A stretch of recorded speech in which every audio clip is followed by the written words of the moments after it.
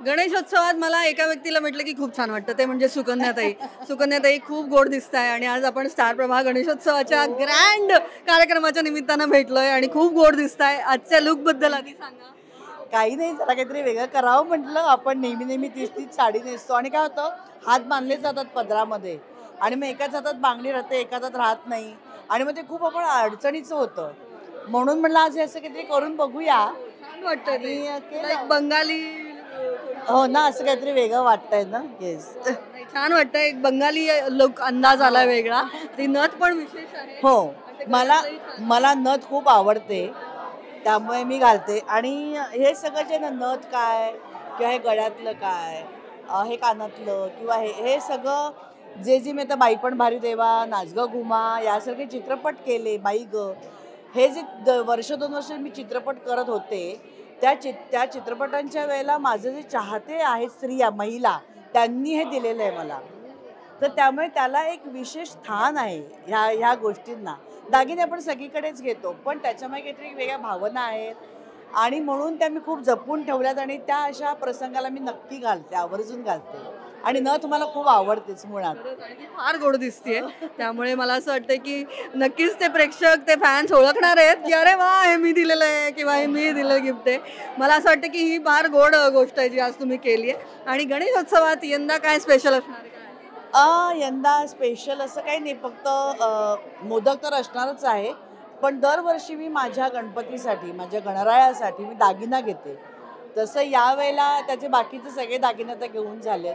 पण गणराया आपल्याला अजून छान दिसावा, अजून सुंदर दिसावा, कारण त्याच्यामुळेच आज मी इथे उभी आहे.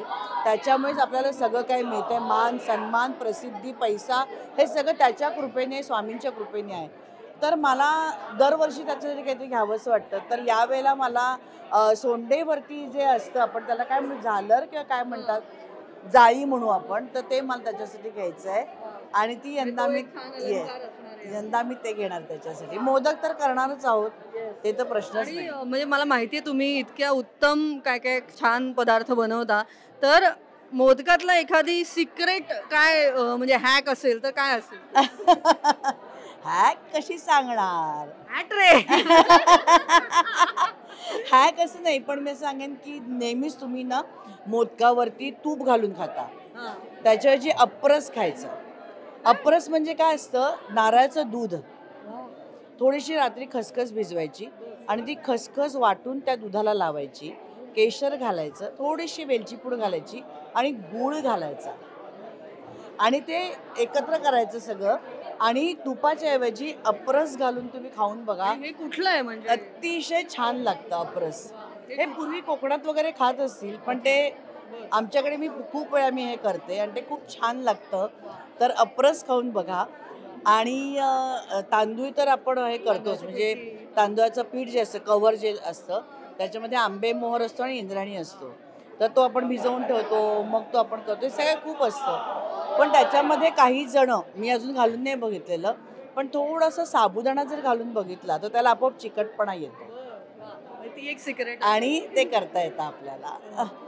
आणि ज्यांना कुणाला पाकळ्या येत नसतील करता, त्यांनी सरळ करावं आणि मग चमच्यानी पाकळ्या काढाव्यात. माझ्यासारख्यांसाठी सांगितलंय. पण एकदा पाकळ्या करण्याचा प्रयत्न करा, जशा येतील तशा, पण त्या खूप छान लागतात. वा, म्हणजे अगदी आपल्या आईने कसं आपल्याला सांगावं तसं गोड सांगितलेलं आहे सुकन्याताईंनी. आणि यंदा काय बाप्पाकडे मागणं आहे, काय चाललंय? काही नाही, त्याने सगळं काही दिलंय, सगळं काही देतोय, सगळं काही देणार आहे. त्याला पण काय मागायचं, त्यात तो आपल्याकडे सारखा बघतोय, त्याला माहिती आहे आपल्या आयुष्यात काय चाललंय आणि तोच घडवत असतो. त्यामुळे त्याचं निवारणही तोच करतो. आणि लहानपणाची एखादी छान आठवण आज? आमच्याकडे, म्हणजे मी ज्या सोसायटीत राहत होते, अमृतकुंभ सोसायटीमध्ये, दादरला, कोरदुरी चर्चच्या मागे, आमच्याकडे पूर्वी सगळ्यांकडे 1.5 दिवसाचा गणपती असायचा आणि फक्त आम्ही 4 कुलकर्णी होतो. त्यांच्याकडे 5-5, 7-7 गौरी बरोबर जायचा गणपती होता. पण मग नंतर कुलकर्णी. येस. आणि त्यावेळेला 52 गणपती असायचे, सगळ्यांकडचे गणपती. आणि आम्हाला त्यावेळेला केळेवाल्याच्या गाड्या असतात ना, त्या 4 गाड्या लागायच्या आणि त्याच्यावरती आम्ही एकाच वेळेला गणपती ठेवून आम्ही जायचो. पण आमच्याकडे DJ बेंजो असलं काही नाही, तर आम्ही आरत्या म्हणत जायचो. विठूचा गजर हरिनामाचा झेंडा रोविला, 1 2 3 4 गणपतीचा जय जयकार. आणि हेच संस्कार आमच्या मुलांवरही झाले. मग जेव्हा दादा जेव्हा गणपती बसवायला लागला तेव्हा मात्र मग आई म्हणाली की आपण 1.5 दिवसाचा करूया, कारण येणाऱ्या सुनेला ते सगळं पथ्य जमलं पाहिजे. त्यामुळे 1.5 दिवसाचा. आणि आता आता मात्र असं झालंय की काही जण मुंबईच्या बाहेर असतात, काही जण आपल्या देशाच्या बाहेर आहेत. त्याच्यामुळे मग काहींनी चांदीचे केले, काही घरच्या घरी करतात. त्यामुळे पण आहेत 10 गणपती तरी आहेत, ते तरी आम्ही सगळे मग ते ज्यांच्याकडे नाही आहेत ते सुद्धा येतात. आणि मध्ये आम्ही रिंगण करून नाचतो, मग आम्ही परत जातो. पण ते आमचे लहान मुलं पण असतात. आमच्या सोसायटीचे स्वतःचे टाळ आहेत. माझ्या घरी पण मी टाळ घेतलेले आहेत.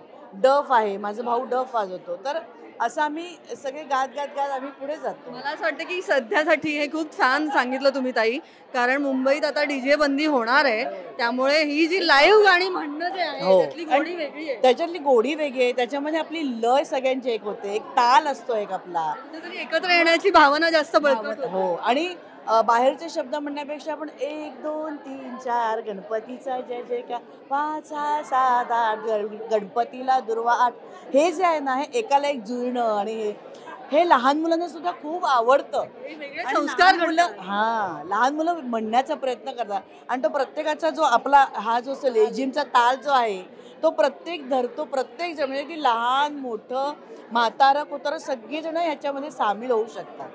आणि कुठेही व्हॉइस पोल्युशन आपण म्हणतो, ध्वनी प्रदूषण याच्यामध्ये होत नाही. आपण काही गुलाल उधळत नाही.